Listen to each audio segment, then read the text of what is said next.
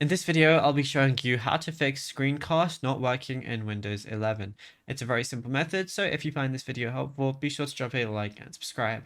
Now, these issues are usually caused by a missing wireless display optional feature or a network frequency mismatch. So what you want to do is reinstall the wireless display feature. Windows 11 does not always pre-install the required handshake software, so if the feature is corrupted or missing, casting will fail instantly. So what you want to do is right click on your Windows icon and then go over to setting, then go over to system, and then you want to find optional features towards the bottom. Go ahead and click on that.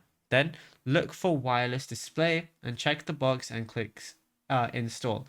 If you're trying to cast your laptop from another device, go over to system again and then go over to projecting to this PC.